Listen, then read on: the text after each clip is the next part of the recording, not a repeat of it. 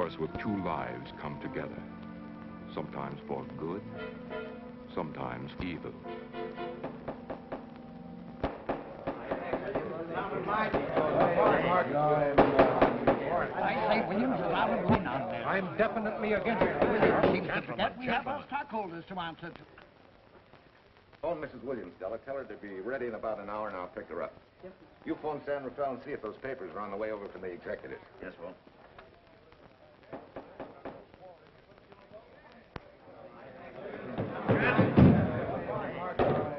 Well, Mr. Darcy, what's the score, 9?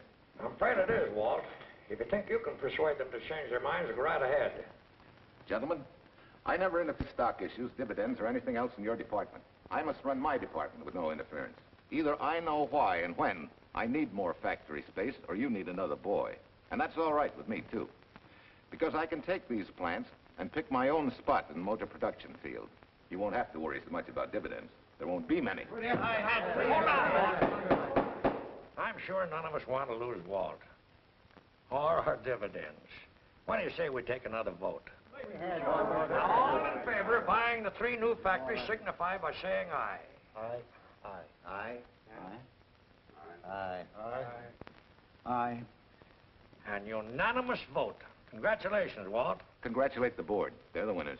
Williams, if these factories are so valuable that other companies would jump at the chance to get them, how do you know that you can buy them at the price you quoted us? How do I know? I bought them this morning. Good morning. Della, I was asked to rush this up for Mr. Williams. Get my wife, Della? Your maid said she'd gone to the dentist. I gave her the message. Oh, fine. Oh, this just came. Thank you. What about those papers? They're here. Burke's checking them now. Good.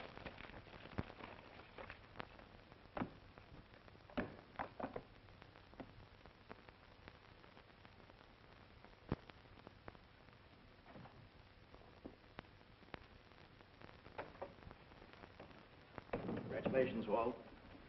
Take a look at Clause 4. Those provisions haven't been clarified yet. Oh, no? I wanted to leave for Tahoe right away. Get Judge Deering on the phone, will you? Never mind. I can get faster action if I run out to San Rafael myself and stick with them till they're right. Yeah? Mrs. Williams on 3. Oh, put the blueprints of that new diesel in, will you? I want Jackson to see him. Hi, Duchess. I'm afraid now we won't be able to leave till about 5 o'clock. What? You're not going with me, but I counted on it. But I thought as soon as Dr. Harris took care of whatever it was, I'd feel better. I don't. Stupid thing still aches, and I certainly wouldn't be a very desirable driving companion.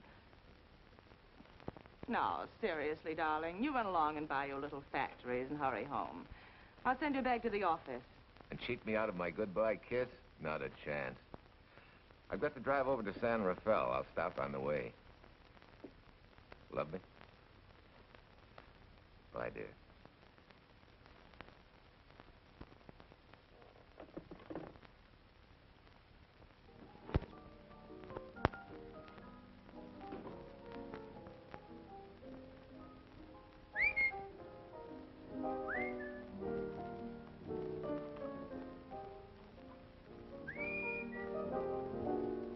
How do you expect me to whistle through a toothache?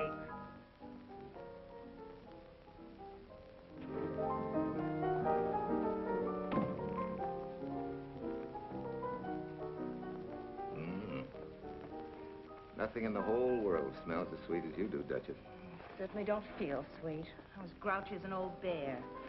Well, old Doc Williams can give you something to fix that. Close your eyes. Relax a minute. Take a look at that, see if you don't feel better. Oh, Walt. Oh, darling, it's beautiful.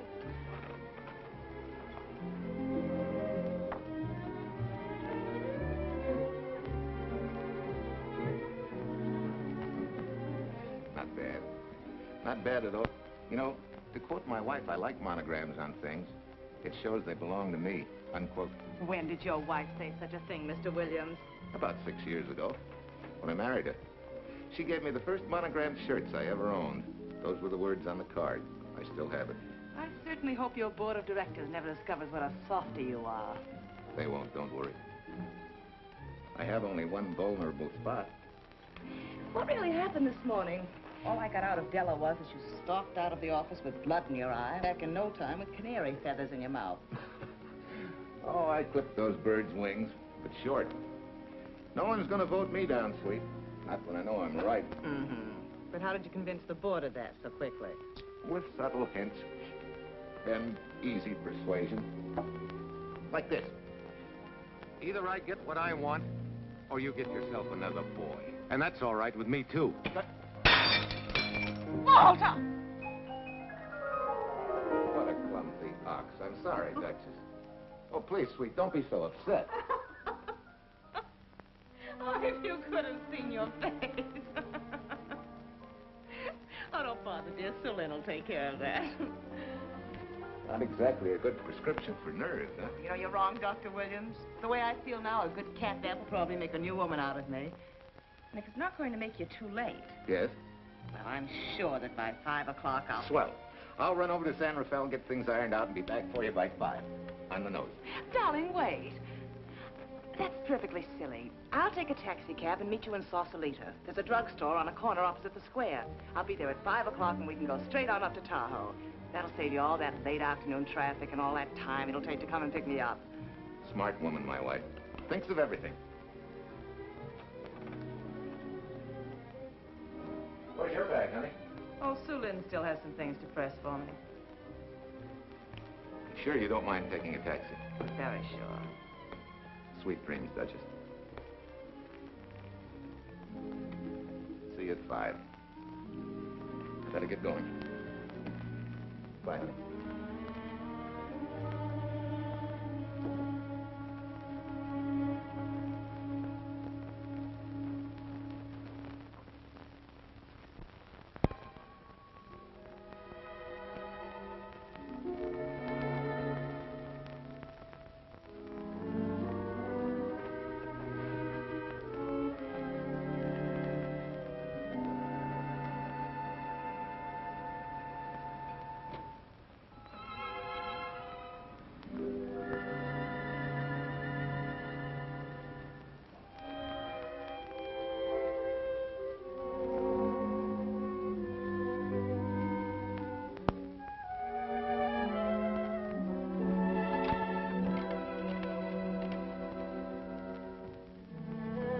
Long distance?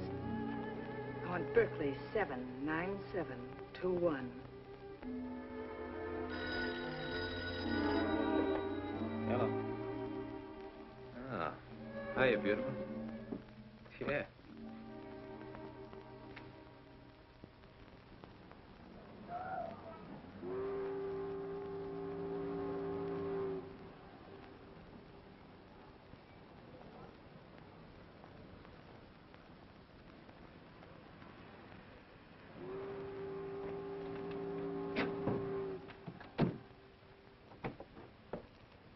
Here. Don't forget, turn this stuff over to a bellboy at the Airport Hotel in Oakland. Tell him to hold it for Jack Burns. Jack Burns, the Airport Hotel. That's right, I'll be checking in later. What do I owe you? $1.15 a here. All this stuff back to Oakland. Yeah, here. Buy yourself a new key. Thanks.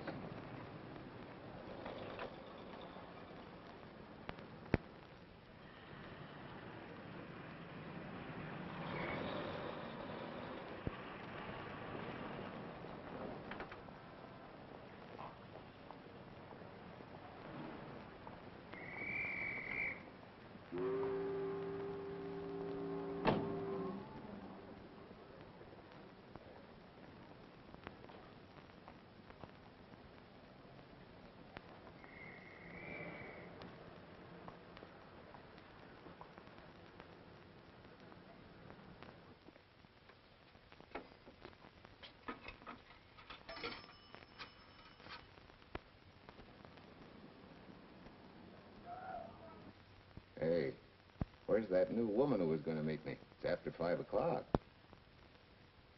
Oh. Gee, I was so sure you were going to be okay. Maybe you better get yourself another dentist, huh? Of course I understand, honey, of course. Just to prove it to you, I'm coming right on home. No, You really mustn't, darling. I'm going to be perfectly all right, really. And besides... Besides what? Well, I've done something you're not going to like. You remember Aunt Margaret back in Illinois? You mean the old gal in Evanston? I'm way ahead of you. How much? Well, it isn't money this time. It's another relative. Her favorite nephew, Jim Torrance. All of a sudden, right out of the blue, just after you left, he telephoned me from Berkeley. Okay, Judge, I'll see him when I get back. Well, you don't understand, dear. You're going to see him right away. What? Well, all he seemed to want was to be able to get back to Illinois, so I... So you buy him a ticket. That's easy. Well, it isn't. I offered to, but he got huffy and said he didn't want any handouts, and... Well, without thinking, I told him we'd pick him up and give him a lift as far as Denver. I won't say I'm good for you, but where do I find this guy? Well, he should be there right now. I told him to be on the lookout for a cream-colored roadster, just in case we fail to recognize one another after all these years. Oh, darling, you're such a lamb. You sure you forgive me? What do you think? Well, I'd better run along, or Cousin Jim might get nervous. Take it easy, sweet, and miss me, will you? I do already. Don't drive fast. And please take care of yourself. Softy. Goodbye.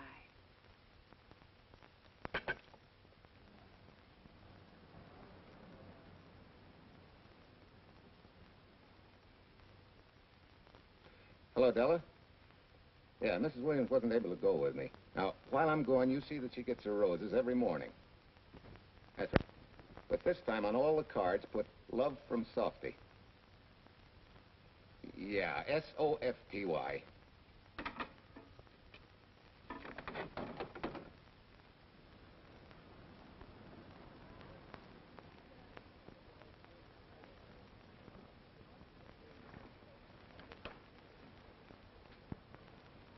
Hello.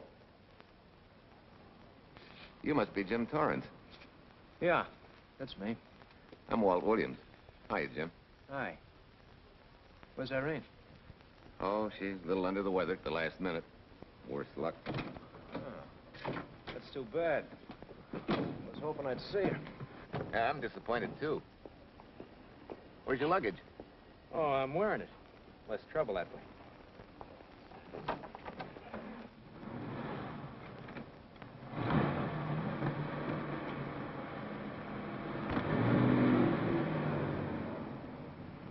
Irene tells me you're heading for Illinois.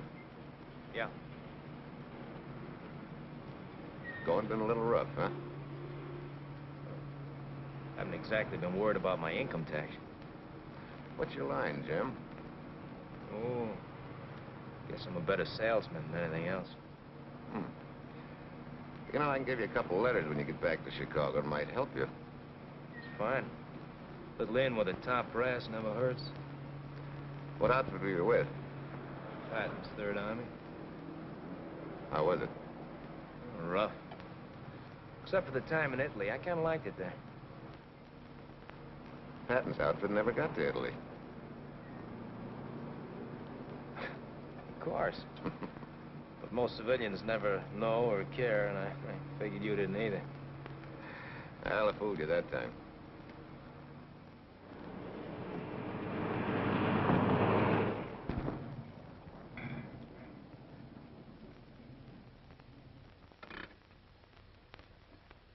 Our last chance to chow for a while. How about it? No, thanks. I grabbed a hamburger while I was waiting for you. I can still taste the harness.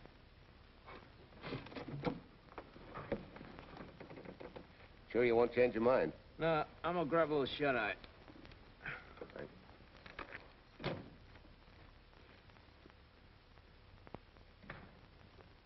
Chicken sandwich and a Coke. One chicken sandwich. Chicken sandwich coming up.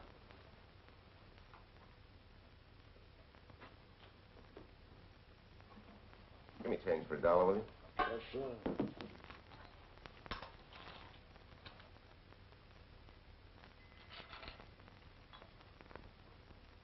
Thanks.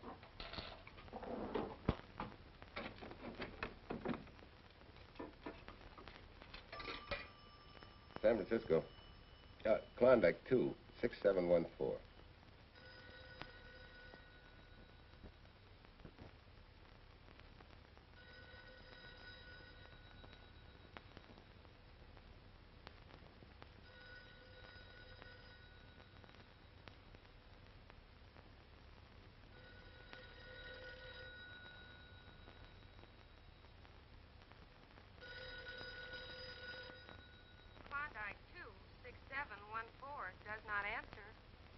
Oh.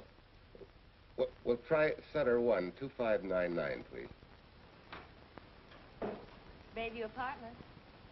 Oh, yes, Mr. Williams. No, your maid isn't there tonight, sir. Well, she said Mrs. Williams was taking something to make her sleep and wasn't to be disturbed. But perhaps... No, don't disturb her. Just leave a message that I won't forget about a certain problem. Mm-hmm. I think I have it, sir. You want her to forget all about a certain problem. Softy, is that S-O-F-T-Y, sir? Softy is going to take care of it thoroughly. Is that all? Yes, that's all. She'll understand. Be sure she gets it the first thing in the morning. Right.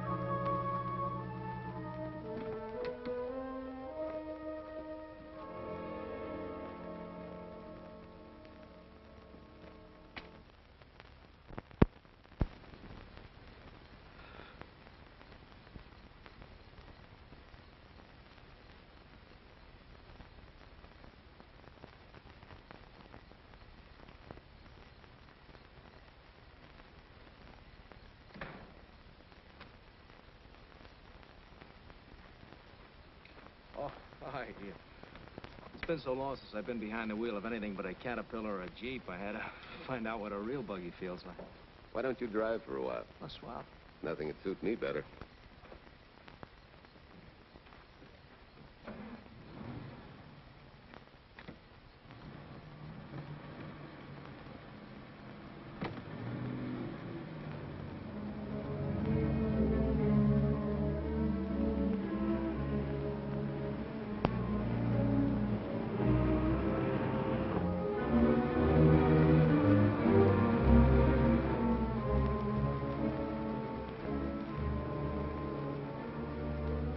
Tell me, Irene still got that little scar on her cheek?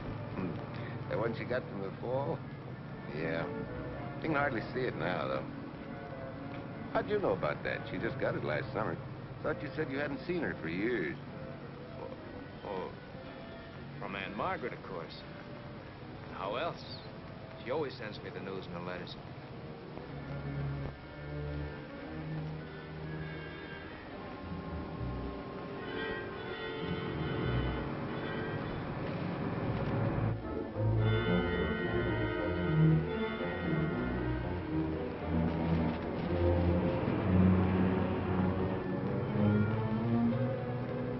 Sure, Aunt Margaret will be pretty happy to see you.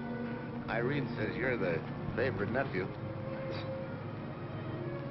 Afraid my lovely cousin was just giving me a build-up for your benefit. You don't know Irene. Maybe not.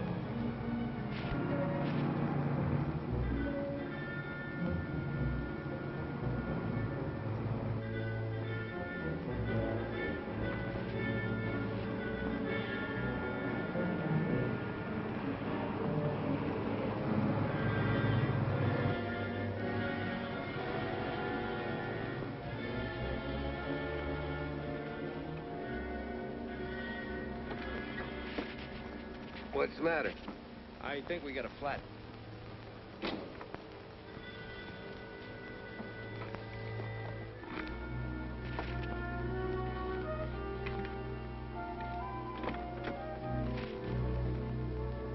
Yeah, flat as a flounder. Well, let's get to work. Hey, look out there, young fella. That's quite a drop.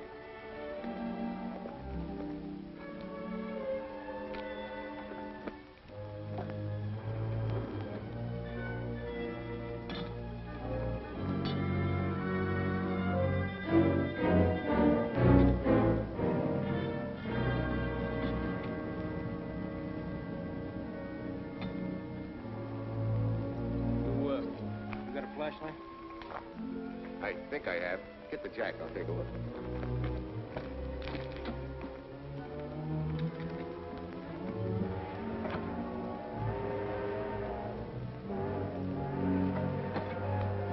Did you find it? Yeah. Yeah, it won't be long now.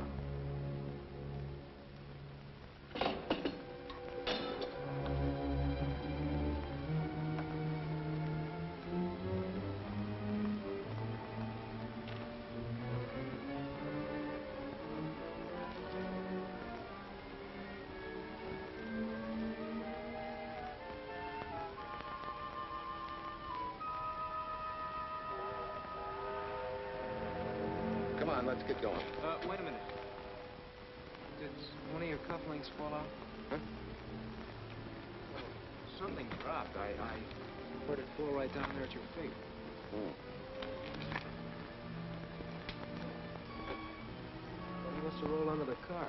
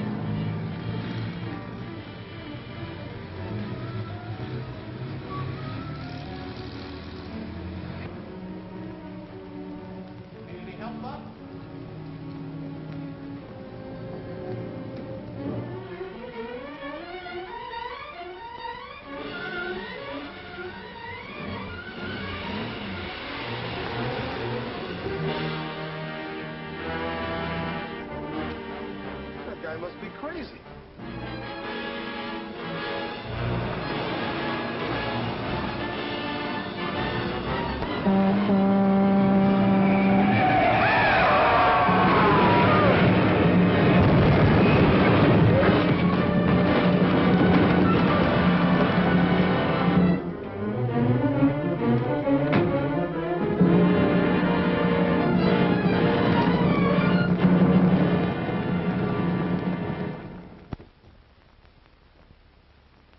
Now, in case my husband should be late and have to rush for his plane, this will be taken care of. Thank you.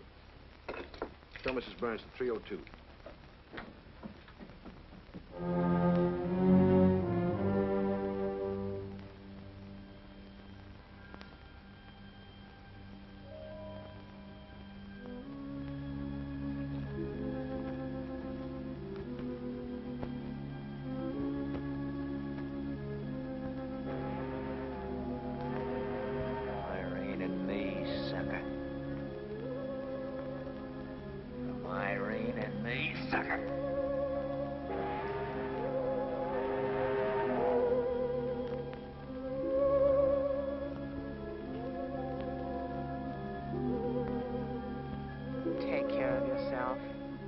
Softy. Softy.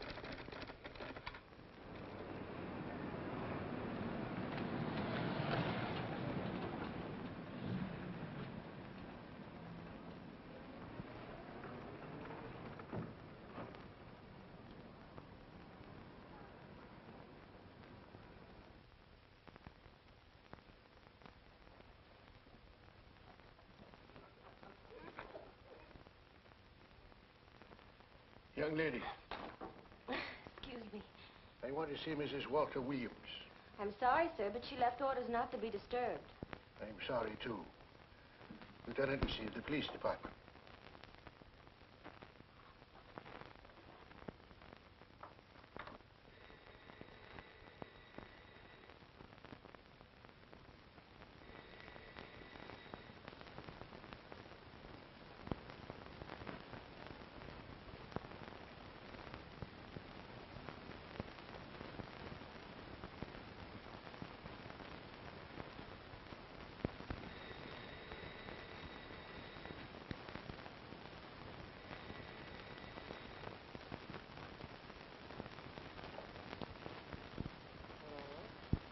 I left orders not to be.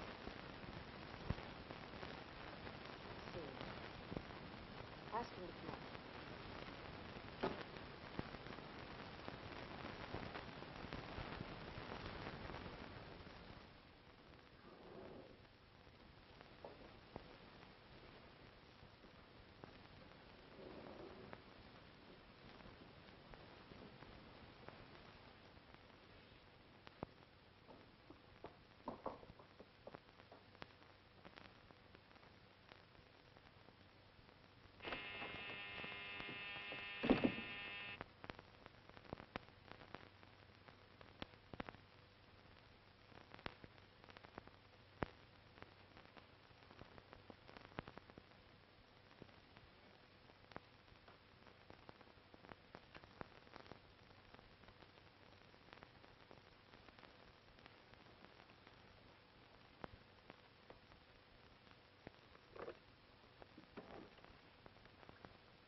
Yes?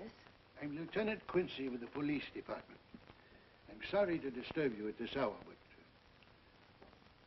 may I come in? Of course.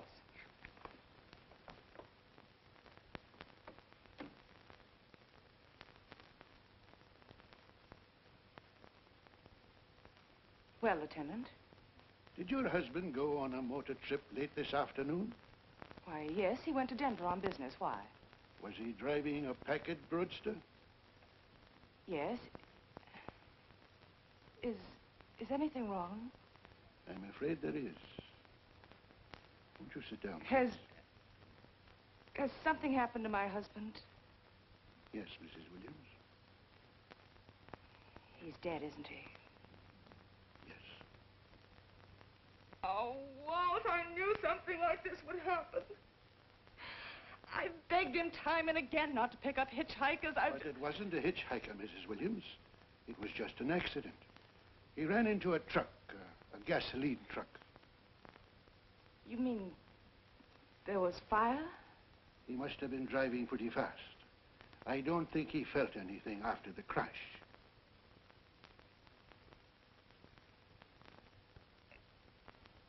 If there's nothing more you need me for, Lieutenant, I think I understand.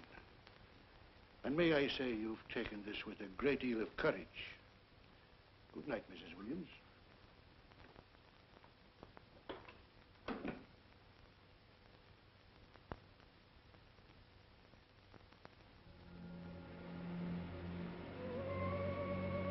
take care of yourself. Softly. From Irene and me. Softly.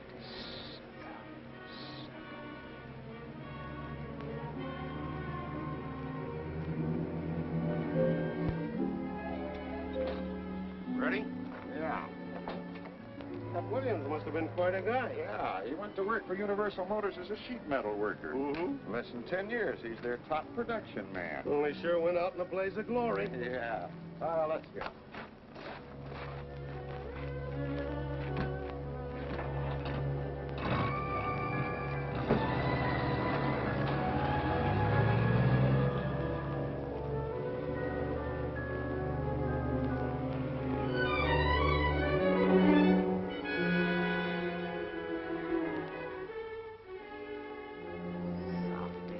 From Irene and me. Sucker. Sucker. Sucker.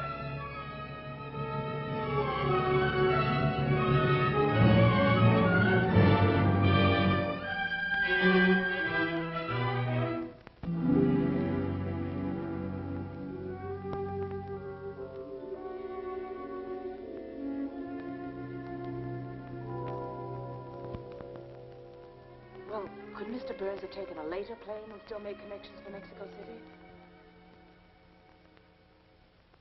I see. Yes? It is some telegrams for Tai Tai. Just put them under the door, Sue Lin.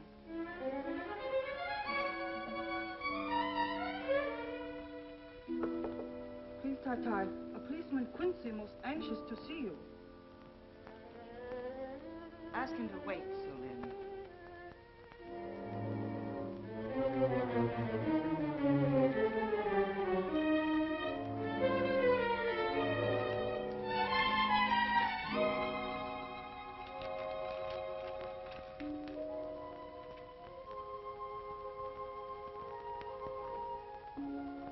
Mrs. Williams will see you presently.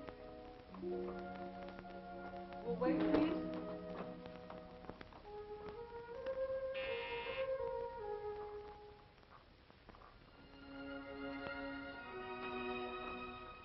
Flowers from Mrs. Walter Williams. Thank you.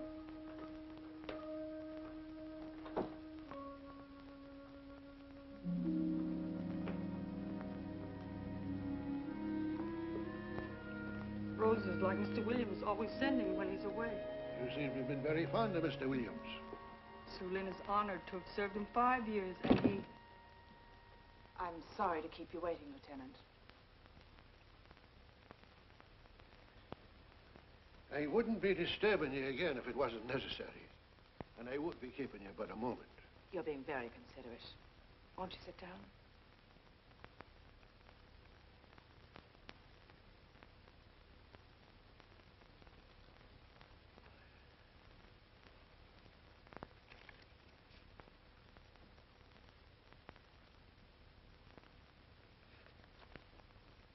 Everyone's been most thoughtful.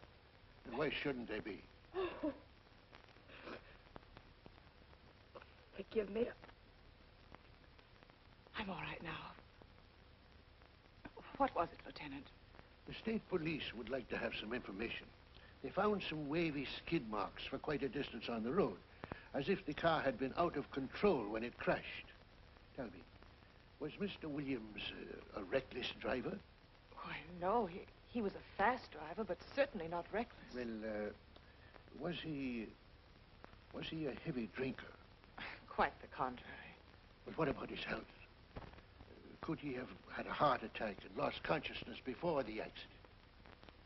Why, no, he was in perfect health, but he'd been working much too hard lately and was overtired. Perhaps he fell asleep at the wheel last night. Oh, poor darling. If only I'd been able to go with him last night, he might still be alive. Well, maybe so and maybe not. You mustn't blame yourself, Mrs. Williams. Fate plays an important part in these matters. Your handkerchief.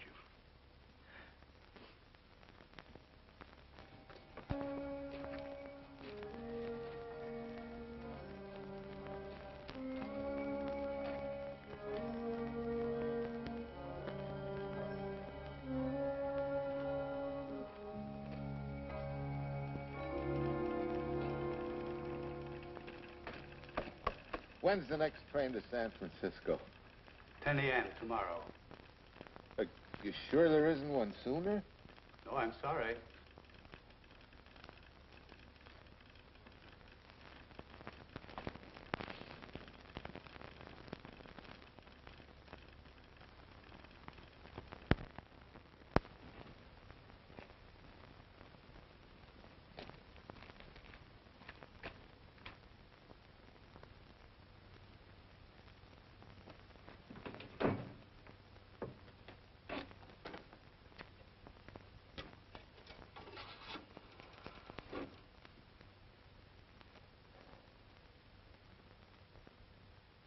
We have a circuit now, sir.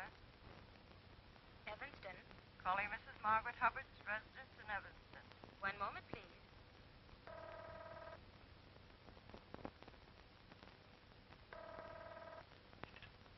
Hello? Mrs. Margaret Hubbard? Yes? Who's this? Long distance. I have a call from Mr. James Torrance. Who? Mr. James Torrance. He's her nephew, Jim Torrance. The call is for your nephew, Jim Torrance. I haven't any nephew, and I don't know any Jim Torrance. Sir, Mrs. Hubbard says she doesn't know what James...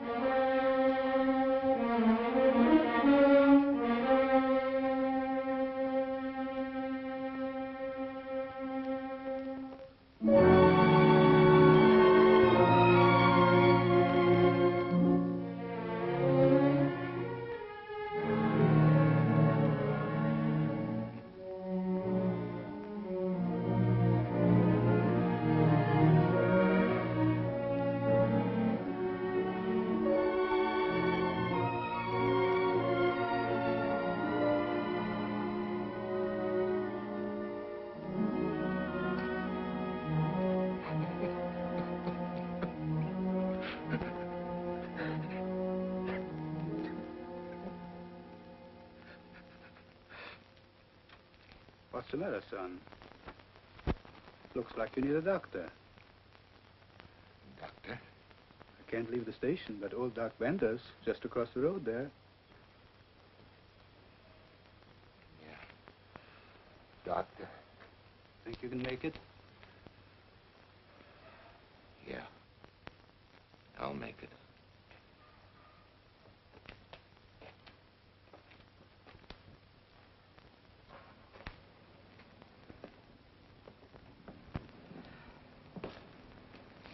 Now, take it easy, man. There's some concussion there. You've got to watch your step for a while. Yeah.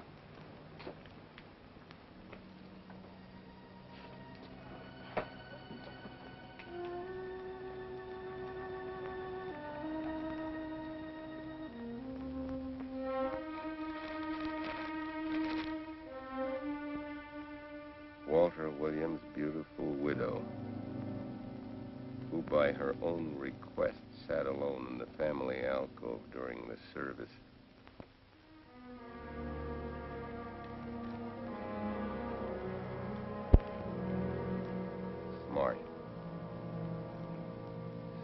have caught her licking her chops.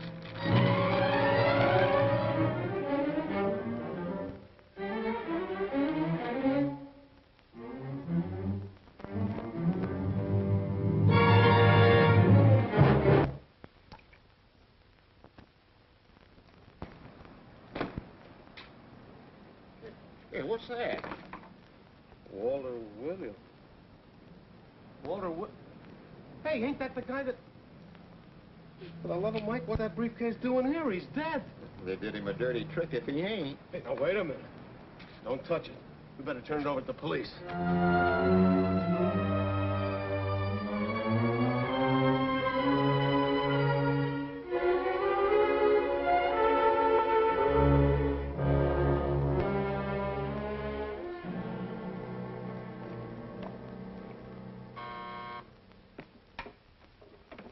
Homicide, Captain Callahan.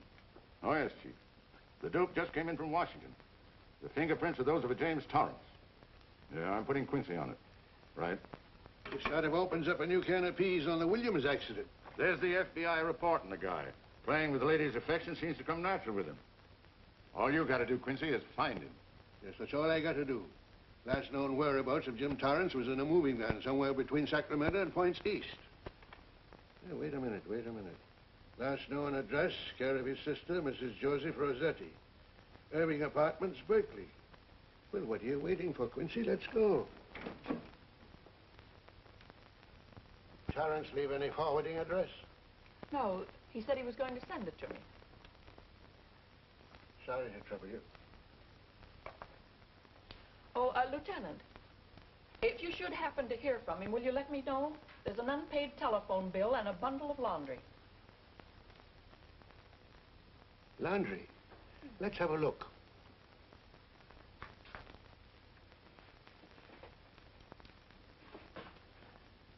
I may have to take this along with me. Not without a receipt, you don't. You mean you don't trust the police? In my business, you don't trust anybody. Mine, too. Holy St. Valentine's Day. Look, he had the same thing on his shirts, too.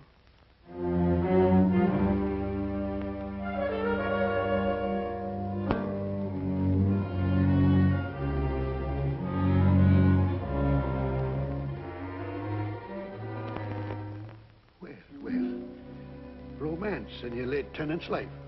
Did you ever see the lady? You know, I never did. But I always knew when she'd been here, the wonderful perfume. I'll lay you 10 to 1 she's a rich widow. Could be.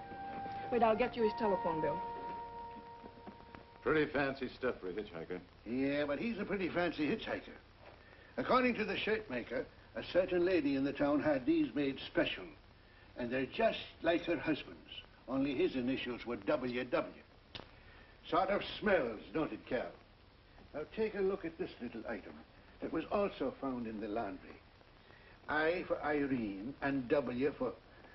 Well, it could be for Williams, too, couldn't it? Yeah. Homicide, Callahan speaking. Hello? Oh, hello, Fitz. Hello.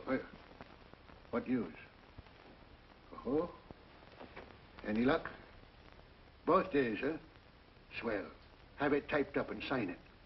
This report of Fritz will be a nice little topper for this pile. His checkup shows calls from Torrance's phone to Williams's private number, and a flock of them going the other way, including one on the 7th and several on the 8th. The 8th, and you've forgotten, is the date of Walt Williams' accidental death. Well, that ought to be enough to get an indictment out of the grand jury. Go pick her up. I'd like to play a long shot first. It might give us 2 for 1. Well, take them one at a time. A bird in the hand is not going to lead us to its mate. I'd like to give the lady a little more rope. Well, Thanks. I thought you'd agree.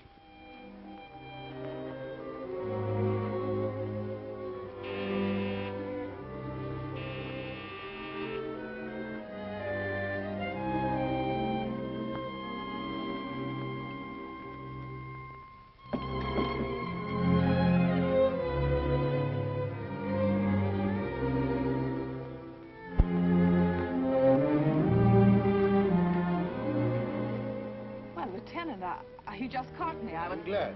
I have some rather startling news I thought you should know before it hits the headlines. Come in.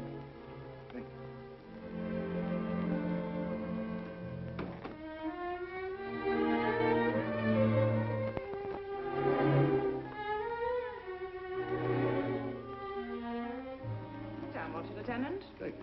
I'm very anxious to hear about news. It seems that your first hunch, remember, that a hitchhiker was responsible for your husband's death?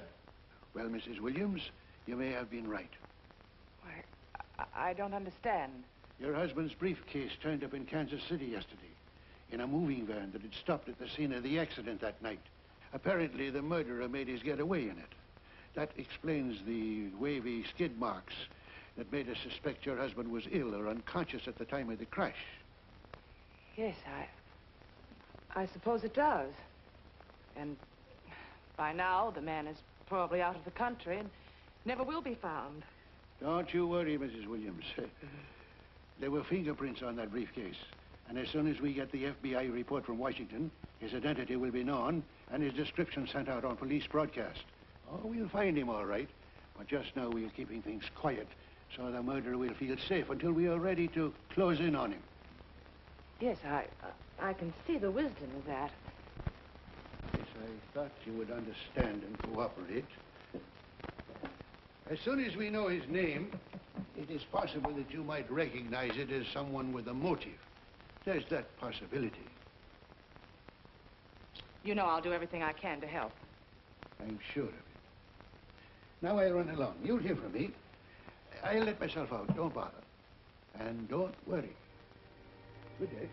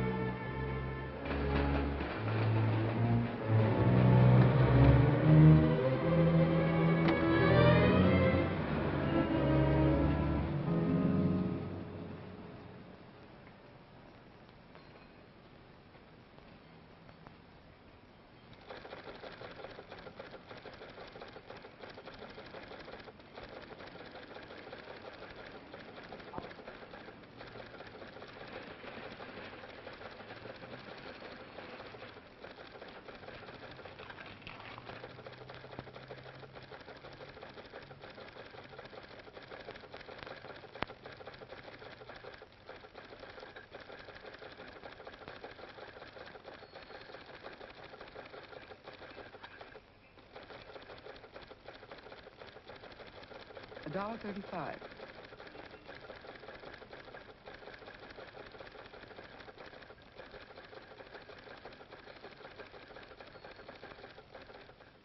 See, everything after the letter J in the first name has been obliterated by heavy writing over it. The only impress letters legible are those between words or before them, like RNS at the end of this name here, and the Hotel Santa here before the word Evanston. Well, Tom, don't you think it's about time you retired? Why, there isn't even evidence there of Mrs. Williams' intent to communicate with Torrance. And who do you think she beat apart to the telegraph office to wire to? The League of Decency? I'll tell you what I think, that you should have brought her in when I first told you to. By the time we get her now, she'll have figured out a way to tip Torrance off. He'd be that much tougher to find. Not unless she's tipped him off from your office. Ernie's got her on ice waiting for you.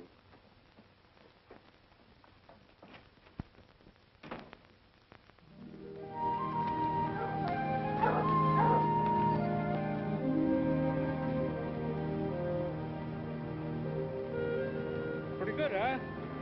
Fastest growing little town in Idaho.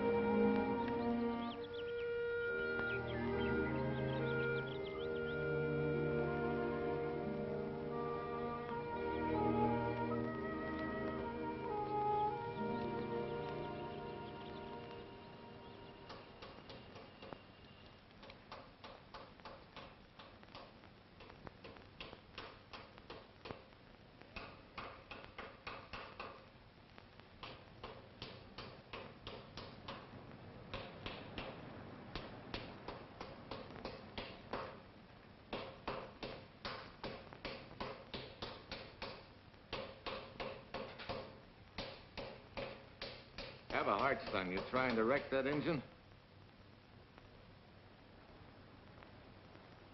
Oh. Sure. It's a hobby of mine. The way you're going at it, you can't miss.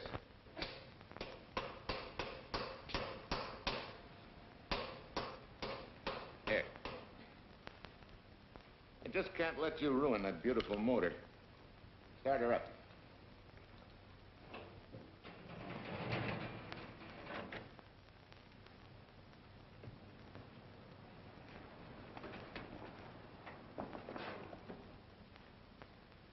Okay, start her up.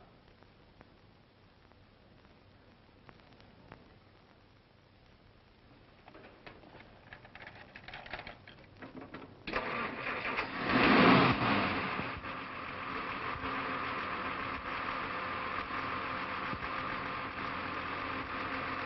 her off.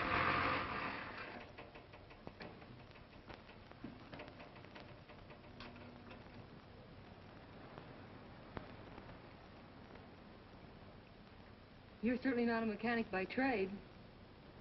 Hands are like that. Maybe it's a hobby of mine.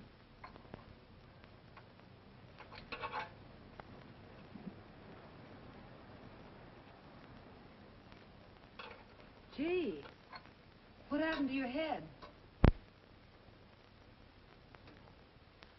Perhaps I was talking when I should have been listening. Okay? Okay by me. A lot, Hill. So long, Marcia. Bye. He's all right now. You better lay off though till the boss gets back. I'm the boss. I guess the new cars are a little bit over my head. Now, with a jalopy, it's different. Aren't there any mechanics around here you can hire? No, they all went over to the new factory in Mansville. I guess they got better wages.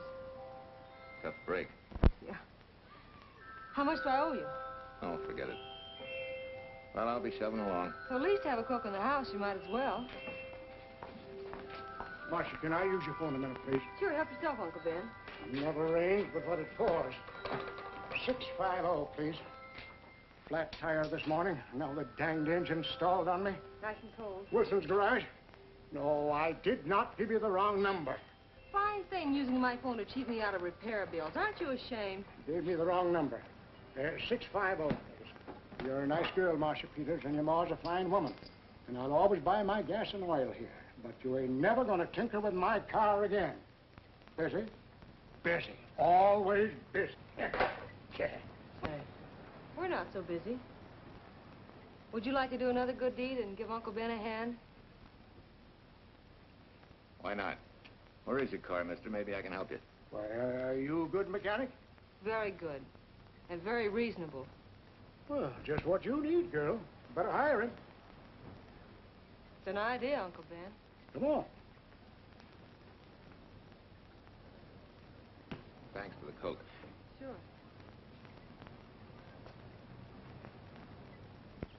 Well, I got Uncle Ben fixed up all right. Nothing but a sticky carburetor valve.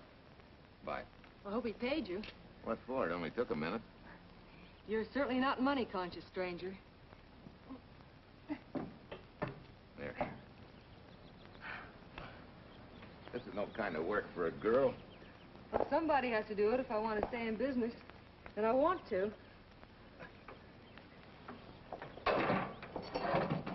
Must be some business that you're better suited for. Couldn't you lease this place to somebody? Sure. I did while my husband was overseas.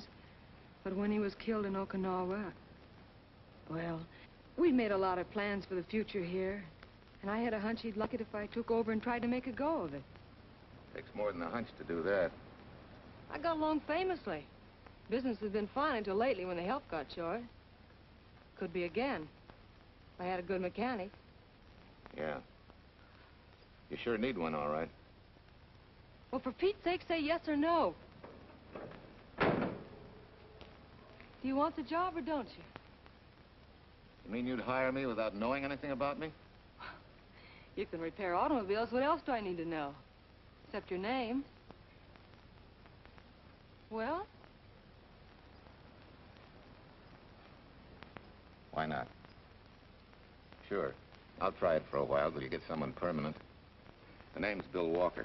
Okay, Bill, it's a deal. And maybe if business gets real good, you'll want to stay. Oh, don't count on it. Where does this go, on the rack? Yeah.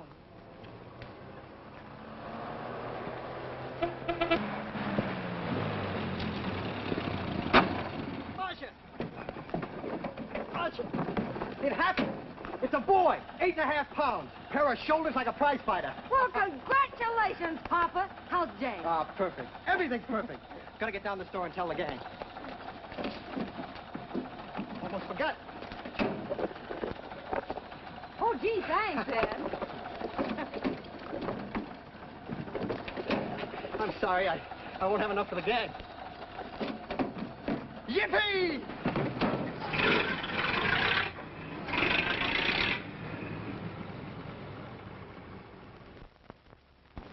Maybe you can use this token from the slightly delirious new father. Thanks. Say, we haven't settled the matter of wages yet. Maybe I can't pay your regular salary. Suppose we leave that open till you find out how much I'm worth to the business. Doesn't seem to be any business right now. Might be a good time for me to get rid of this beard and find a place to board. We live right next door. I'll go ask Mom. She'll know of a place. Sort of a peaceful house. I noticed it this morning. Oh, gosh, I forgot. She's down helping Mrs. Wellesley with her canning. Mom finds homes for everything from stray cats... To stray mechanics? Well, you're not a stray anymore. I'll go phone. Pearl, 674, please. Hello, Miss Westler. May I speak to Mother? Hi, Mom. I've got some good news for you. I hired a man for the station. Yeah. No. Nobody we know. He's from out of town. Needs to place a board. You got a good one up your sleeve? Okay. Says she has to meet you first to come home for supper. Huh? And you like apple or cherry pie? Cherry. Cherry it is, Mom. See you later. Oh, now I gotta get rid of this. Hey, where's the nearest barber shop? The one and only, just up 2 blocks. Tell Judd you're working for me. When you get back, we'll close up and go home. Thanks.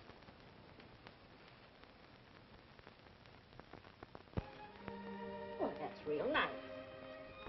You must have had a good bringing up, young man. Thank you for the young man. We thank thee, O Lord, for thy bounty, and ask thy blessing on this food and on the new friend who shares it with us. I hope you're good and hungry, Mr. Walker. Who wouldn't be? Marcia, she eats like a sparrow, with all the hard work she does, too. May I have your plate, please? Well, she can start taking it easy now. Boss, the help. Thank you. She never takes anything easy. Has to put her whole heart and soul into everything she does. Well, now that you're through with me, Mom, how about Bill? Have you thought of a place for him to stay? Well, why can't he stay right here? We have a spare bedroom going to waste. And I think you like my cooking. Like it? That's very kind of you, Mrs. King, but it seems an imposition. Imposition? Nothing. That's good business. I can get back what I pay you in board and room. Well, Marcia, what a thing to say. If you'd like to stay, we'd like to have you. We have some more vegetables. Mrs. King, you have a boarder.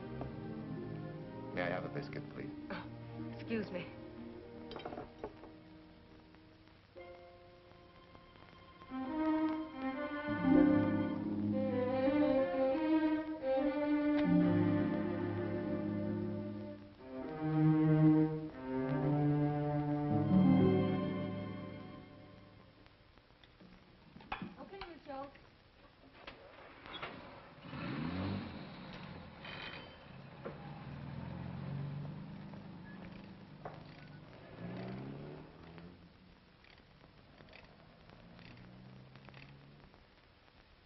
It's wonderful the way tools seem to come alive in your hands. You seem to sort of come alive, too. As though you got real pleasure out of working with them.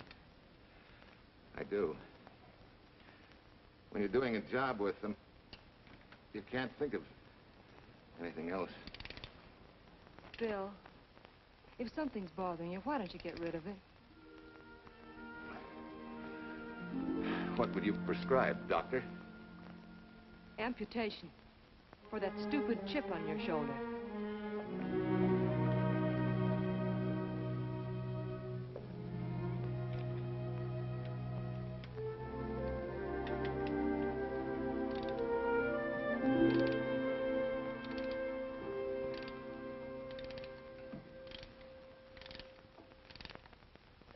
What you need is a ring job. Save yourself some money. Gee, Bill, with the baby and everything, I just can't afford it now. Oh, we'll take care of that. Hey, boss. How's Ed's credit? Good enough for a ring job? Well, sure, if I can hold Junior as collateral. Oh, not a chance, fella.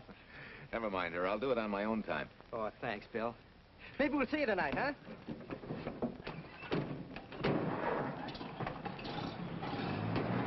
Some shoulders, huh? Yeah. Some father, huh? Bye, Marcia. Bye, Marcia. Bye.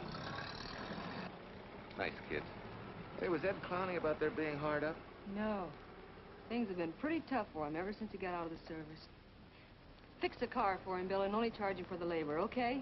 Then he gets it for free. I'd already been knocking that off. Say, we could make it an anniversary present.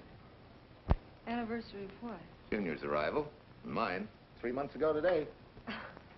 Time certainly flies. That was a lucky day when you came to MP service. Your work's been bringing in a lot of business. I'm glad of that. Hated to have fallen down on Mom and you. Say, look, boss, why don't we three celebrate tonight and go to the movies? Ed said he and Jane were going. Well, that lets Mom out. She'll be babysitting. I'd love to go, Bill. I haven't been in ages. Here's your opportunity.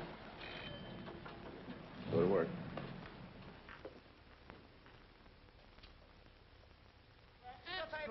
Irene Williams, held for murder. Extra, extra. Irene. This is Sheila Graham with the latest news of the shocking Williams murder case. While beautiful Irene Williams is held for trial, charged with conspiring to kill her late husband, the police are searching for James Torrance, believed to be the lover of Mrs. Williams and her partner in the horrible murder of Walter Williams.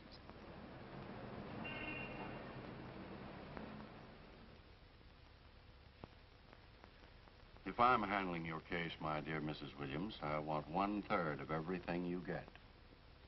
You're out of your mind. You don't realize what I'll get as Walt's widow. Perhaps you don't realize the spot you're in. Torrance's fingerprints were found not only on your husband's briefcase, but, in a manner of speaking, on your reputation as well. There's a detective named Quincy, a very smart cookie. He isn't exactly for you. Frankly, Mr. Warner, I'm beginning to wonder if my attorney is for me.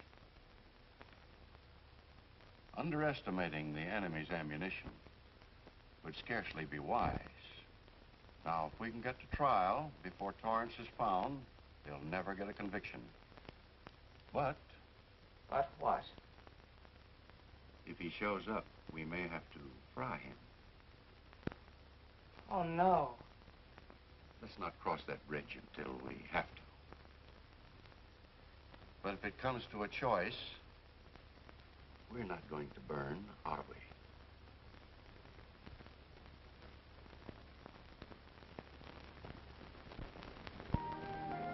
Aren't you the chatterbox this afternoon? What about this afternoon? Oh, I'm sorry, boss. I guess it was wool gathering.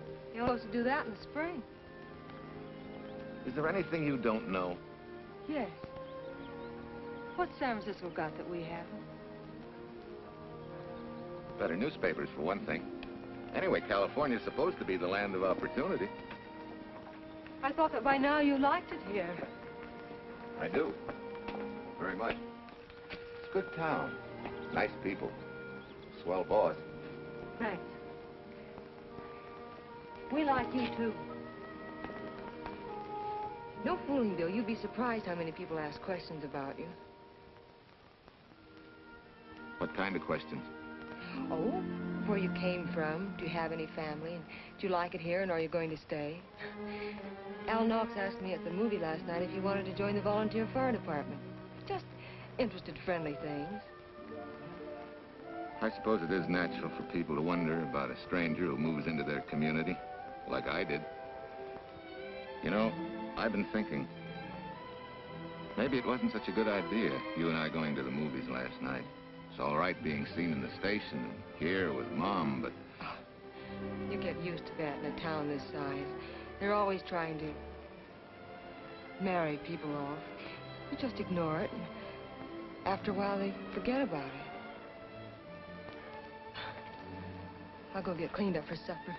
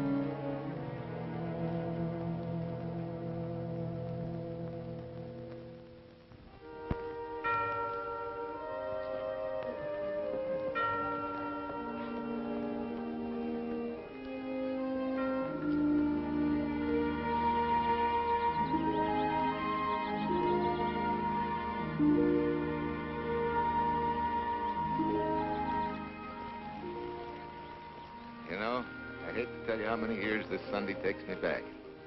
Did you always fall asleep during the sermon? I wasn't asleep, Mrs. Peters. I merely closed my eyes to concentrate. Oh, so that's what you call it. I had to nudge you to stop you from nodding. Quiet. You're disturbing my reminiscent mood. Even smells the same. Could be the same bees buzzing in the same clover. As they say, you can take the boy out of the country, but... A rolling stone gathers no moss. It has to stop rolling sometime, doesn't it, Bill? Sometime, maybe. We grow a very becoming shade of moss here in Larkspur. Don't you think? You grow a lot of nice things here. Anyone in particular? You'll have to skip the answer to that one. Someone tore it out of the book. You're married, aren't you, Bill? Yep. That's right. You must have loved her very much to have been hurt so deeply. To be so afraid of someone, even yourself. Maybe it's better that way. Then no one gets hurt. Bitterness and hatred hurt everyone. Can't you see, Bill? They're like a wall that shuts out all the sunshine from a garden and lets everything wither. Make room in your heart for something else, can't you? I guess this is my day for sermons. Sorry. As Mom would say, you never get rich minding the other fellow's business. Hey, that's a flyer. I'll be seeing you.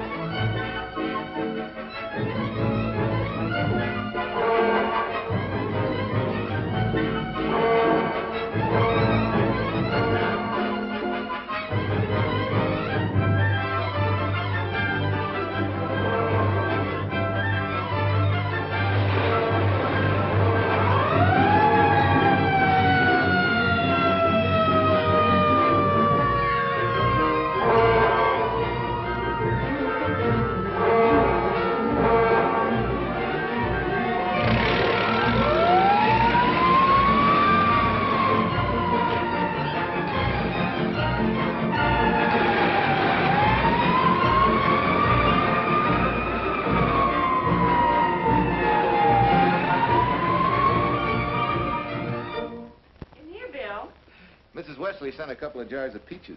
Said you helped her can them. Oh, thank you. When I delivered the doc's car, he insisted that I have a bite with him. Where's the boss? Took the book back to the library for me. Huh? What a day. Hey, what's the idea? Are you darning my socks? Well, I thought a drawer full of holy ones isn't doing you much good. I found it when I put fresh papers in your bureau yesterday. You have a heap of things that need mending, haven't you, son? Does Marcia know? Do you think I'd tell her? This is your problem, Bill. Because I found out about it doesn't give me the right to tell anyone else, not even Marcia.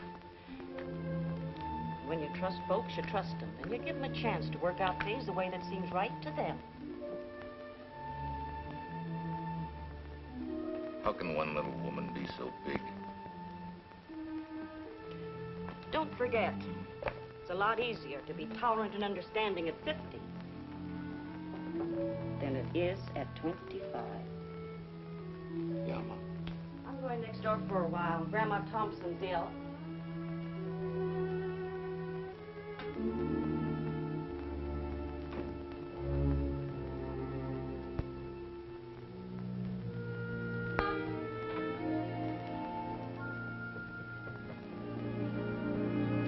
Bill, are you home?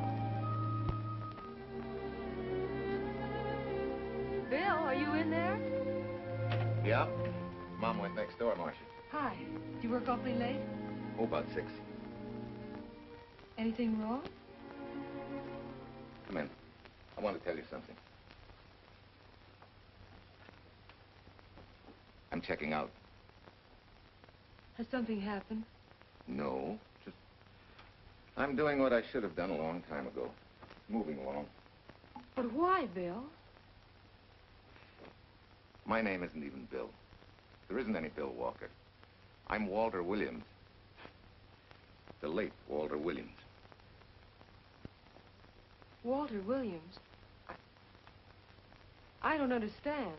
You may not even after I've told you, but at least you'll know the whole story. Sit down, please.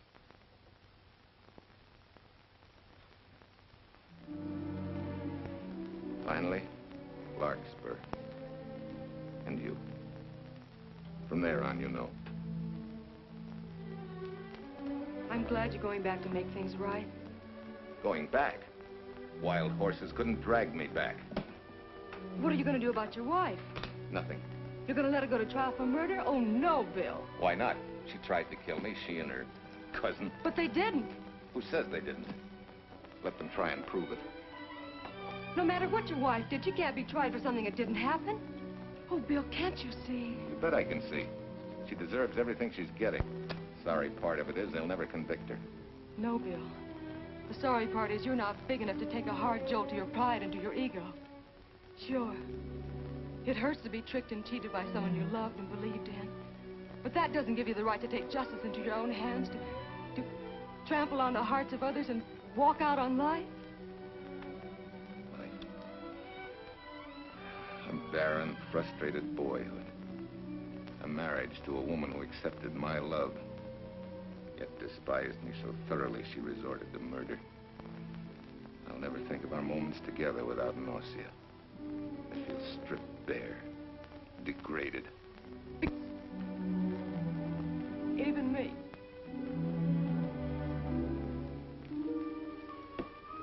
Oh, Bill, please.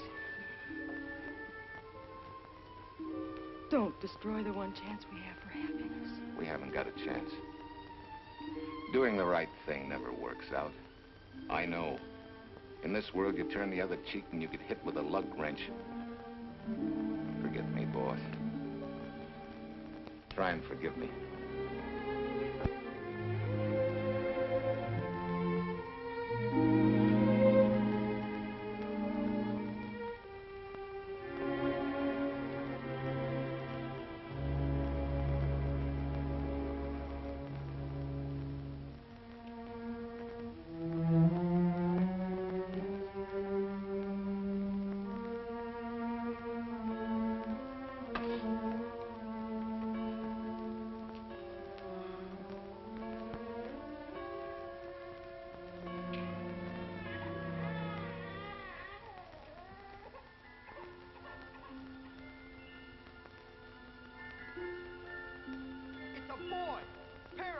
like a prize fighter. You know, I hate to tell you how many years this Sunday takes me back. You have a heap of things that need mending, haven't you, son?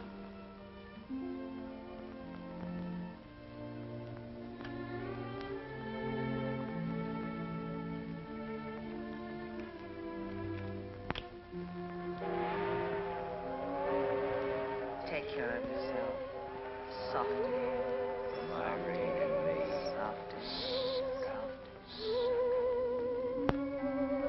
You're not big enough to take a hard jolt to your pride and to your ego.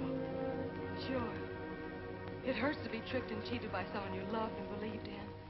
But that doesn't give you the right to take justice into your own hands.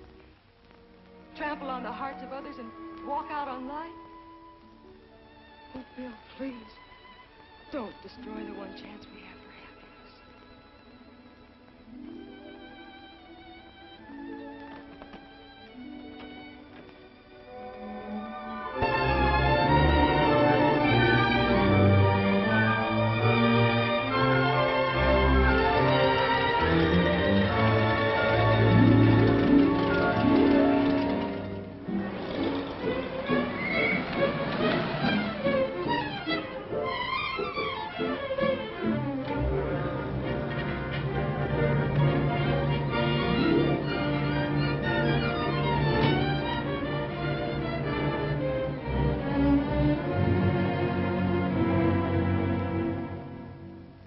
Mrs. Peters was kind enough to come along to substantiate at least the Larkspur portion of what I've told you.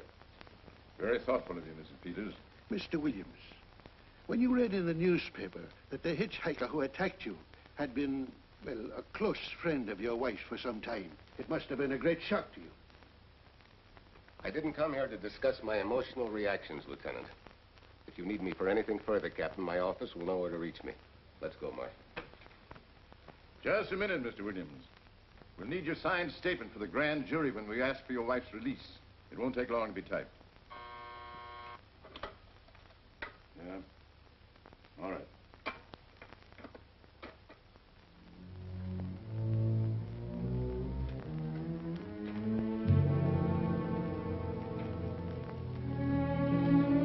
Come in.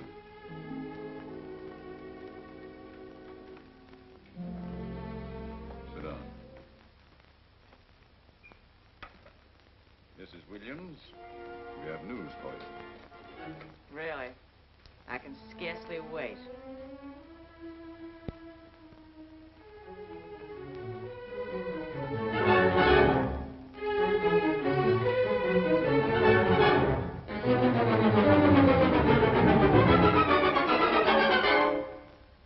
Seems it was Torrance who was in the car when it crashed.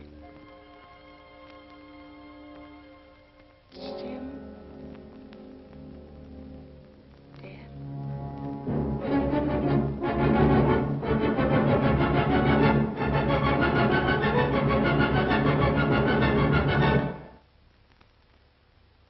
You did it.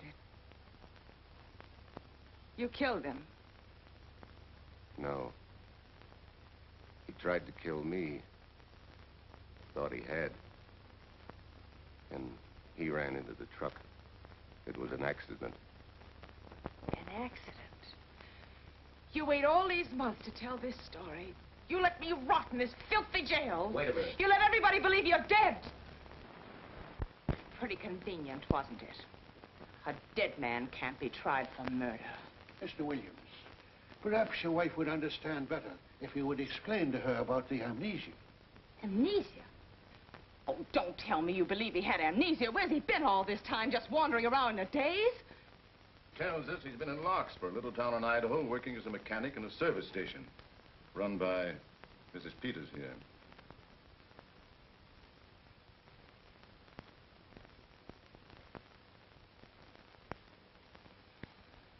I understand perfectly. Now that my chance for happiness is dead, I suppose you'll demand the divorce I begged you to give me so that I could marry Jim. That's fantastic. Yes, isn't it? After you telling us that the man you picked up was a perfect stranger. Well, that's not true. The time and place for meeting Jim had all been arranged. I must advise you There's a law that a wife can't testify against her husband. There's a law against murder, too, but that didn't stop him, and nothing's going to stop me until I'm through. It's all right with me, Captain. Go on. Talk your head off.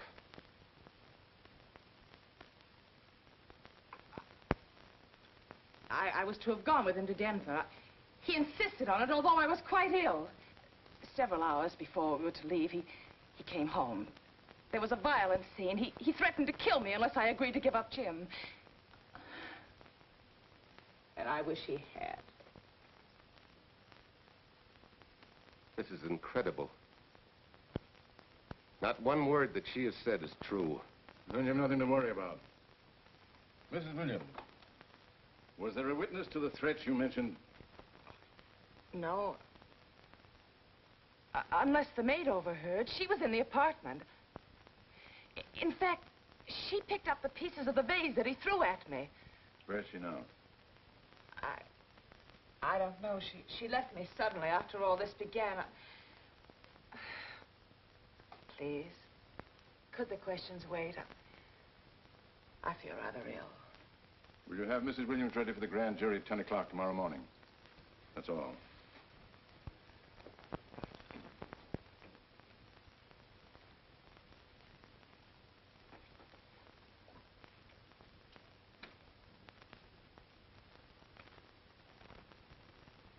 We're going to hold you too, Williams. On what charge? Suspicion of murder. But he's not guilty of any of these things. Then it should be easy for him to prove it. Take it down and book him. That fiction of Mrs. Williams must have been very convincing. No, we just couldn't buy that yarn you tried to sell us. Let's go.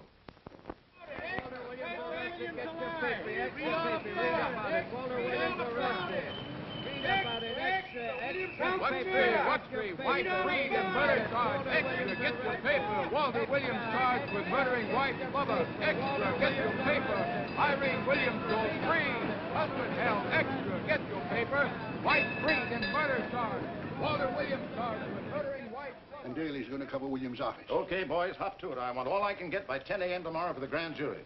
Okay, Chief. Oh, Tom, don't miss a bit. Dig up everything you can on Williams and the Peters dame. You sort of believed Irene Williams' story, didn't you, Ben? She made better sense than he did. Well, sure, she's a better liar than he is. Don't forget, I went all through her grieving widowhood with her. She's a bad customer. Well, that's for the grand jury to decide, and Williams insisted on letting her talk. So it's his funeral. Funeral, all right. Especially with that yarn he told. But murder's out of character for him. There's a few pieces missing somewhere. There might be in Idaho, if it's not too much out of character for you to get going. You're going to miss me, Cal, when I retire next year. Maybe I'll join Private Eye and solve your cases for you. Miss Williams? Thanks. Sort of deal from the bottom here, don't you? Sorry, Williams. Okay, Williams.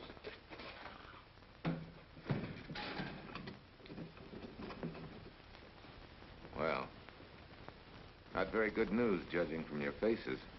Well, Walt, the grand jury returned indictment against you. Mrs. Williams was released. I see. Now, don't you worry, Walt. We'll have you back at work where you're needed, and in short order. Come on, Eldridge. There's a visitor waiting far more attractive than we old fogies. We're just leaving, Mrs. Peters, but remember, don't hesitate to call on me for anything. Thank you so much.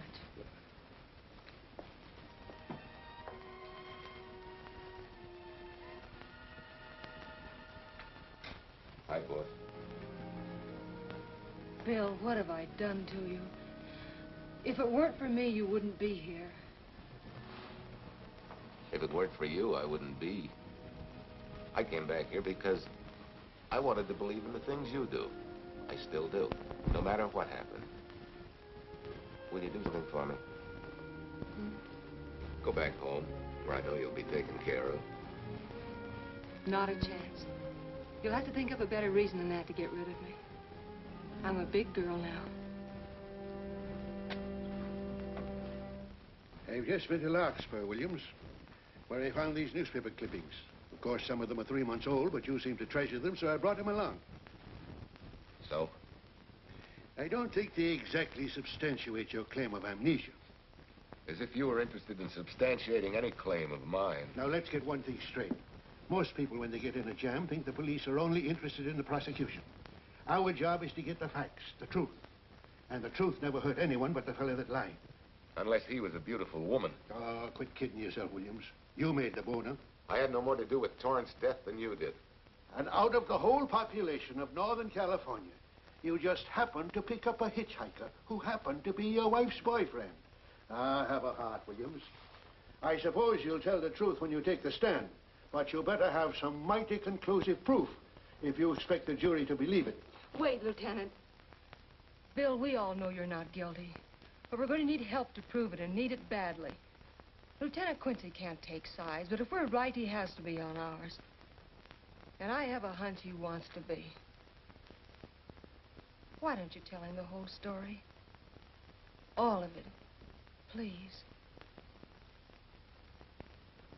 I'd like to. Quincy, very much. Guess I should have told the whole truth in the first place. But I wanted to clean this mess up with as little scandal as possible.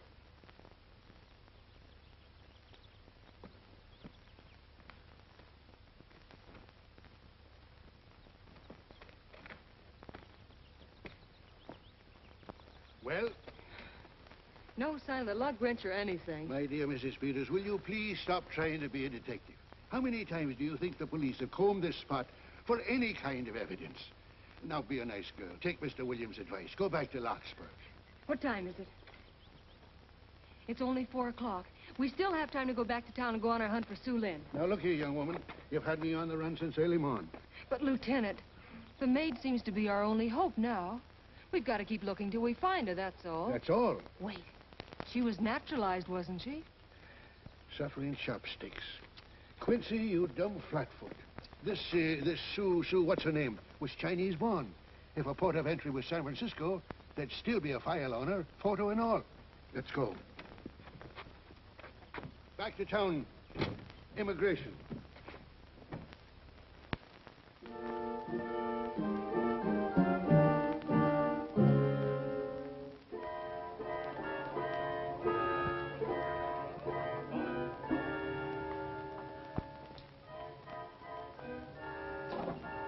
I hope the council has given us the right lead.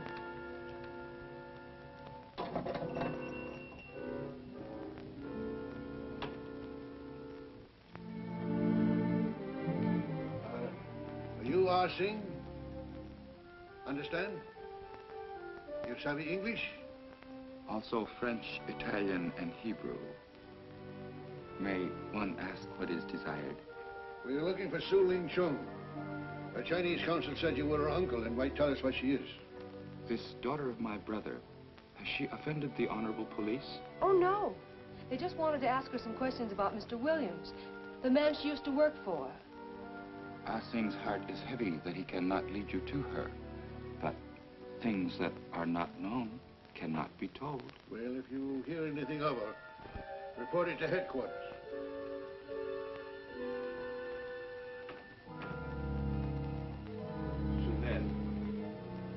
Untruth is not good for soul, and not wisdom when told to policemen.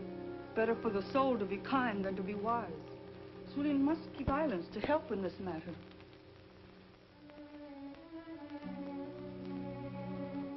You know, you're quite a gal. In case I haven't told you lately. You're just too easily pleased, that's all. There must be a way out. Why can't we find it? Oh, buck up, boys. Tomorrow, another day. Yesterday you go to trial. Bill, I'm afraid. And the state intends to prove, beyond any reasonable doubt, that the defendant, Walter Williams, did, with malice aforethought, kill the deceased James Torrance, whom he knew to be his wife's lover. And that with his victim dead beside him, he drove his car into the course of an oncoming truck, jumping clear himself some seconds prior to the crash. And subsequently, he made his getaway in the back of a loaded furniture van. And for 3 months, as Bill Walker, he laughed at justice. when he'd imprisoned his unfaithful wife for conspiracy in his own murder. But then he decided that being dead cramped his style. He thought he could eat his cake and have it too.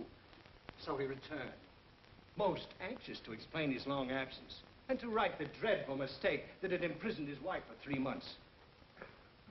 Ladies and gentlemen, it was a cold-blooded, premeditated murder and must be punished to the fullest extent of the law. Call the first witness, please. Captain Callahan, did Walter Williams tell you what suddenly cured his amnesia after 3 months? No, he did not. But he did tell you the man that struck the blow which caused the amnesia was a total stranger, a hitchhiker he had picked up. Yes? And that he knew nothing of this man's identity or relationship with his wife until he suddenly recovered from his amnesia and heard or read the details. That's what he said. That's all. Thank you, Captain. Your witness, Counselor. No questions. No. I saw no signs of amnesia, a definite concussion.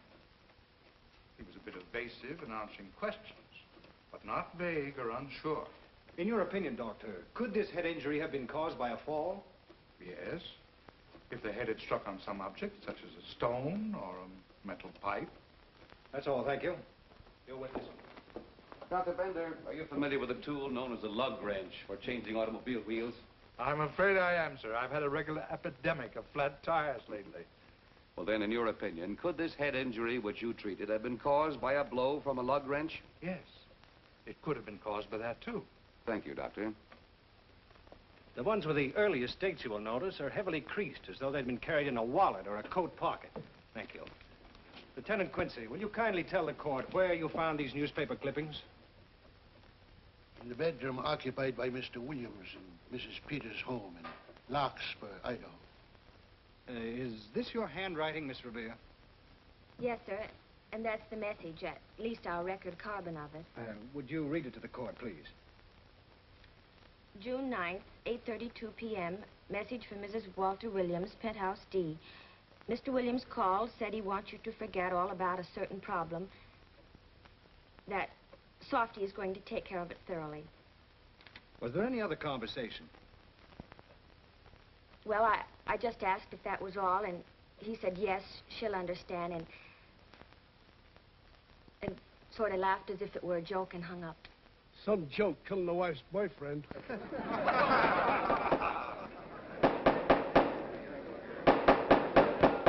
is the state versus Walter Williams. All the rounds so far have gone to the prosecution, and it was a grim-faced Williams who was returned to his cell this afternoon. What the score will be after he takes the stand is anybody's guess, but he's going to need some lucky punches to get a decision. And though Torrance struck with intent to kill, after telling you this is from Irene and me, sucker, you still telephoned Illinois to find out if there was a cousin Jim. You are hard to convince, aren't you, Mr. Williams? Is it so incredible that a man should fight against believing such a thing about his wife? Oh, that is very touching. From a husband who planned a trip on which he intended to destroy his wife and did kill her lover. That's a lie. Your Honor, I object to the conclusions drawn by the prosecutor and move that it be stricken from the records. But, Your Honor, there is a corpus delicti, remember, who was your wife's lover. Objection sustained. There's also her own story, which, in front of witnesses, you insisted she tell. And then we have your own two different stories from your own lips. One featuring a perfectly strange hitchhiker, the second an equally strange cousin Jim, without a questionable substantiation for either bit of fiction.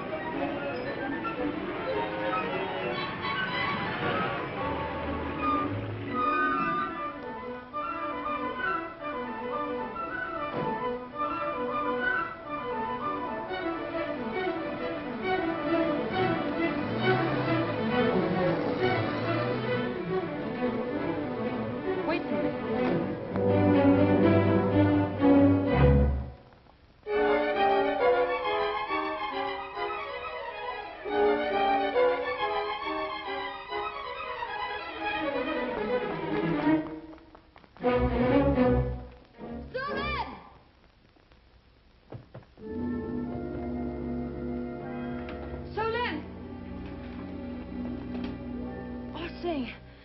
You remember me, don't you? I was here with Lieutenant Quincy from the police department.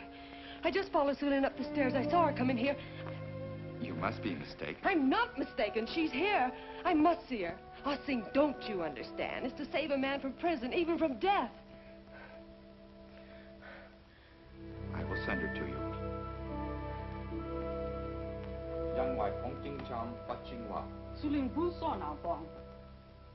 Oh, Sue Lynn, we've been looking for you all these weeks. Mr. Williams needs your help so desperately. I cannot help. You must forget that you found Sue Lynn. Forget it? But you're his only witness. You're the only one that can help. Not as a witness. Only with silence can I repay his great kindness to me and my family in China. Why? For I heard other things. That most unhappy day, from Mrs. Williams' bedroom, his voice very loud and angry. A flower vase broken to pieces. He can explain all that. They do not believe what he's already told. That I heard anything would do harm. Don't you see?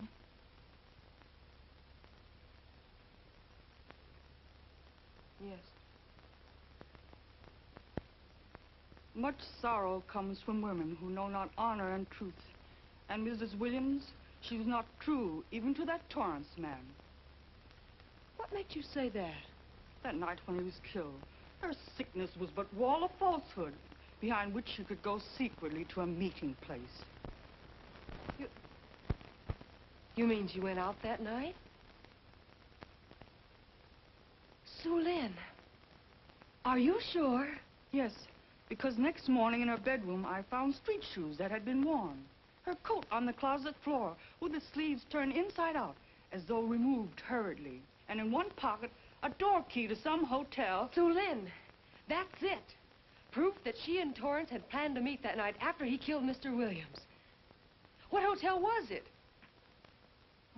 Oh, I don't remember. The key. What did you do with it? Returned to coat pocket. Come on. We'll get to Lieutenant Quincy. He'll know what to do. And pray, Sue Lynn, every step of the way.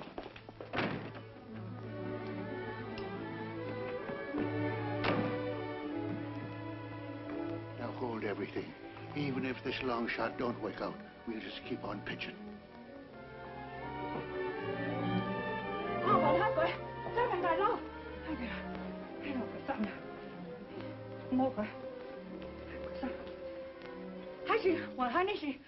Here it is, yes. Room 302, Airport Hotel, Oakland. Maybe we got our miracle. A special little Chinese one. It is to hope that Sue Lynn was of small help to Mr. Williams. Oh, Sue Lynn. Come on, copper. Next stop, Oakland. A certain little lady's hotel rendezvous. I was on night duty then, all right, but I sure don't remember a looker like this. Quite a dish, eh?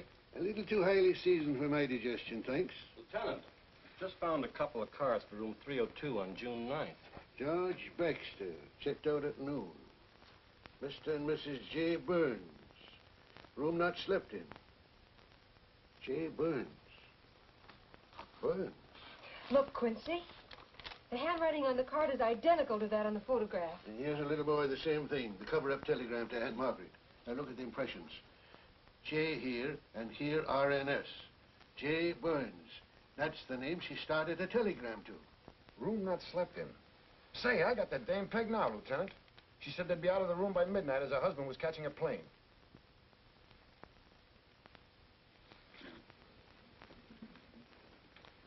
But Quincy... Reservation for Sam Andrews. Yes, sir. This ties it all up, doesn't it? Yeah, like a greased pig. What do you mean? We've got the evidence now, the proof. Of what? Sue Lynn's theory that Irene was playing the field? This evidence only proves that she came here to keep a date with a man named Burns. We can't even prove that he didn't keep the date. But you know he didn't. There wasn't any Burns. It was only a name that she and Torrance used. Fine. If you can prove that, Williams will be free. But none of this will prove it. Sorry, copper, but we are just up another blind alley. Well, ain't. Yes, sir. There's a couple of sample cases from Mr. Sam Andrews came up from the station this morning. Take them to Parlor B right away. Sure thing, sir.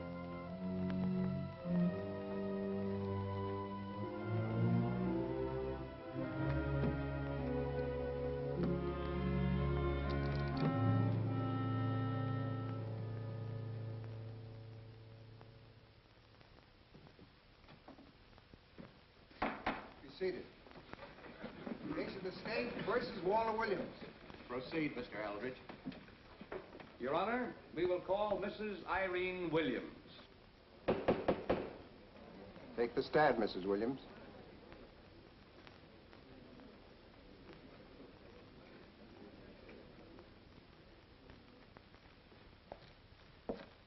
Raise your right hand.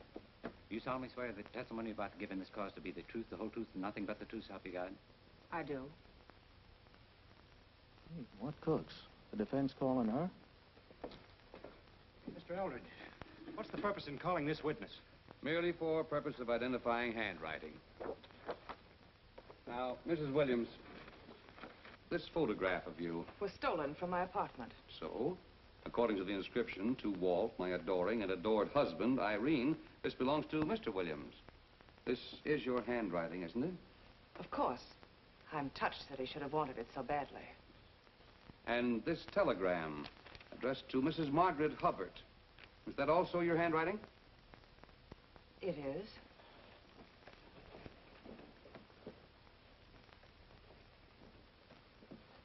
Now, Mrs. Burns, I mean Mrs. Williams, this photograph is inscribed to Jim, my adoring and adored Irene. Did you write this, too? I see no point in all this. Merely answer counsel's questions. Did you write it? I did.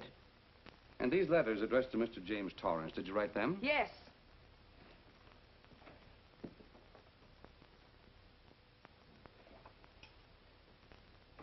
And this monogrammed garment, a gift from you to Mr. Torrance? Why must I be tortured again by all this? I never made any secret of my love for Jim Torrance. That's why he's dead. Your love for Jim Torrance. Yet on the very night he was killed, you had a rendezvous with a man named Burns, didn't you? I don't know what you're talking about. I don't know any man named Burns. I was at home that night, very ill. Oh, yes, the sleeping pills. Well, you must walk in your sleep then, for you spent at least part of that night at the Airport Hotel in Oakland, where you registered for Mr. and Mrs. J. Burns. Don't waste the court's time trying to deny it. This is the registration card that you signed at 9:20 p.m. And there's the room clerk who assigned you to room 302. And this, Mrs. Williams, is the key to room 302, which you very carelessly left in the pocket of a coat which was found in your closet yesterday. All right, I was there. Now are you satisfied? Not quite. This J. Burns, Mrs. Williams, is his first name Jack? Yes. Have you been in contact with him lately? No. How long since you've seen or heard from this Jack Burns? Well, I don't know. I don't remember. You bet she doesn't remember, because there isn't any Jack Burns, and there never was.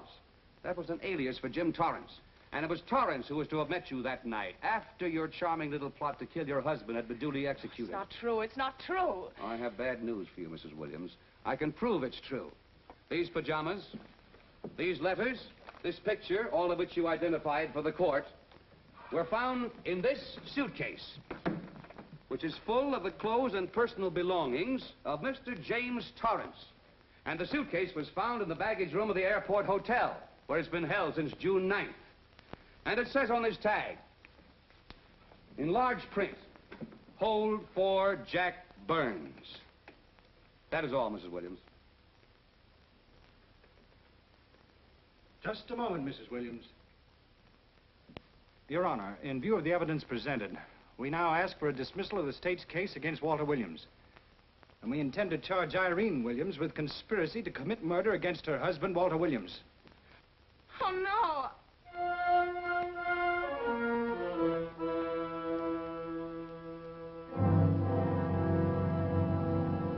The case against Walter Williams dismissed. Court adjourned until 2 o'clock. Well, that's that, Walt. Congratulations, Mr. Williams. I haven't the words for it, Quincy, but we could never have made it without you. Ah, sure you could. You know, son, right always wins if you give it a little push. Especially when you get a copper like this one to do the pushing. Well, I'll be seeing you. You know, it'll seem kind of strange being able to eat and sleep without someone getting in your hair all the time. Oh, fine, Walt. We're looking forward to having your hand on the wheel again. The Denver plants are waiting for you to open them. You think you can make it in the morning? How about it, Counselor? You bet you can. Oh, good. Well, I'll be running along. Well, you think you like Denver? It's okay by me, boss. Yes. Impact.